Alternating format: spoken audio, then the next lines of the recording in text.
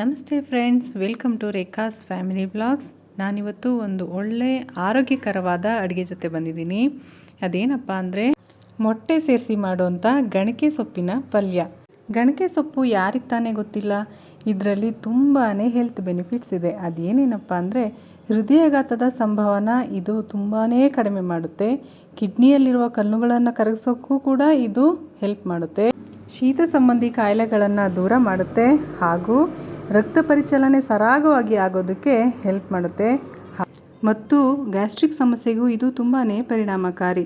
ಇದರಲ್ಲಿ ಅಧಿಕ ಪ್ರಮಾಣದ vitamin A, vitamin B2, vitamin B3, calcium ಇವೆಲ್ಲ ಹೇರಳವಾಗಿ ಅಡಗಿರುತ್ತೆ. ಇದನ್ನು ಸಾಂಬಾರು ಮಾಡಿ ತಿನ್ಬೋದು ಅಥವಾ ಜ್ಯೂಸ್ ಮಾಡಿ ಕುಡಿಬೋದು. ಆದರೆ ಮಕ್ಕಳಿಗೆ ಸಾಂಬಾರು ಅಥವಾ ಇದರ ಜ್ಯೂಸ್ ಅಷ್ಟು ಇಷ್ಟ ಆಗಲ್ಲ, ಯಾಕಂದರೆ ಇದು ಸ್ವಲ್ಪ ಹೊಗರಾಗಿ ಇರುತ್ತೆ. ಇದನ್ನು ಮೊಟ್ಟೆ ಜೊತೆ ಸೇರಿಸಿ ಪಲ್ಯ ಮಾಡಿ ತಿಂದರೆ ತುಂಬಾ ಟೇಸ್ಟಾಗಿರುತ್ತೆ. ಮಕ್ಕಳು ತುಂಬಾ ಇಷ್ಟಪಟ್ಟು ತಿಂತಾರೆ. ಬನ್ನಿ ಇದನ್ನು ಹೇಗೆ ಮಾಡೋದು ಅಂತ ನೋಡ್ಕೊಂಡು ಬರೋಣ. ಮೊದಲಿಗೆ ಗಣಕೆ ಸೊಪ್ಪನ್ನು ನೀಟಾಗಿ ತೊಳೆದು ಚಿಕ್ಕದಾಗಿ ಕಟ್ ಮಾಡ್ಕೋಬೇಕು.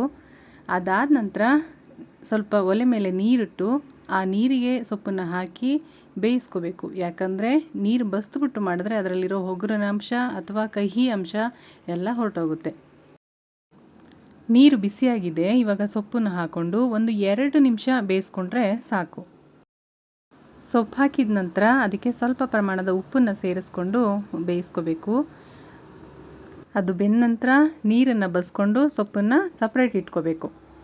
ಇದಾದ ನಂತರ ಪಲ್ಯಕ್ಕೆ ಏನೇನು ಬೇಕು ಅಂತ ನೋಡ್ಕೊಳ್ಳೋಣ. ಮೊಟ್ಟೆ, ಬೇಯಿಸಿ ಇಟ್ಕೊಂಡಿದ್ದಂಥ ಸೊಪ್ಪು, ಸಣ್ಣಕ್ಕೆ ಹೆಚ್ಕೊಂಡಿದ್ದಂಥ ಈರುಳ್ಳಿ ಹಾಗೂ ಖಾರದ ಪುಡಿ, ರುಚಿಗೆ ತಕ್ಕಷ್ಟು ಉಪ್ಪು ಹಾಗೂ ಎಣ್ಣೆನ ಇಟ್ಕೊಂಡಿದ್ದೀನಿ. ಈಗ ಪಲ್ಯ ಹೇಗೆ ಮಾಡೋದು ನೋಡೋಣ. ಮೊದಲಿಗೆ ಒಲೆ ಹಚ್ಚಿ ಒಂದು ಬಾಣಲಿನ ಇಟ್ಕೊಂಡಿದ್ದೀನಿ. ಬಾಣಲಿ ಇಟ್ಟಾದ ನಂತರ ಅದಕ್ಕೆ ಎಣ್ಣೆ ಹಾಕ್ಕೊಳ್ಳೋಣ. ಎಣ್ಣೆ ಬಿಸಿ ಆದಮೇಲೆ ಈರುಳ್ಳಿನ ಸೇರಿಸೋಣ. ಈರುಳ್ಳಿ ಸ್ವಲ್ಪ ಕಂದು ಬಣ್ಣ ಬರೋ ತನಕ ಫ್ರೈ ಮಾಡ್ಕೋಬೇಕು. ಈರುಳ್ಳಿ ಬೆಂದಾದ ನಂತರ ನಾವು ಬೇಯಿಸಿ ಇಟ್ಕೊಂಡಿದ್ವಲ್ಲ ಗಣಕೆ ಸೊಪ್ಪು, ಅದನ್ನು ಸೇರಿಸ್ಕೊಂಡು ಚೆನ್ನಾಗಿ ಫ್ರೈ ಮಾಡಬೇಕು. ಇದಾದ ನಂತರ ಅದಕ್ಕೆ ಒಂದು ಚಿಟಿಕೆಯಷ್ಟು ಅರಿಶಿಣ ಪುಡಿನ ಸೇರಿಸಿ ಮಿಕ್ಸ್ ಮಾಡಿ, ಮತ್ತು ಅದಕ್ಕೆ ನಾವು ಇಟ್ಕೊಂಡಿದ್ದಂಥ ಖಾರದ ಪುಡಿ ಮತ್ತು ಉಪ್ಪನ್ನು ಸೇರಿಸೋಣ. ಇವೆರಡನ್ನೂ ಹಾಕಿದ ನಂತರ ಒಂದು ಒಳ್ಳೆ ಮಿಕ್ಸ್ ಕೊಟ್ಟು ನಂತರ ಮೊಟ್ಟೆನ ಒಡೆದು ಹಾಕೊಳ್ಳೋಣ. ಮೊಟ್ಟೆ ಹಾಕಿದ ನಂತರ ಮೊದಲಿಗೆ ಕಡಿಮೆ ಉರಿಲಿ ತಿರುಗಿಸ್ಕೋಬೇಕು.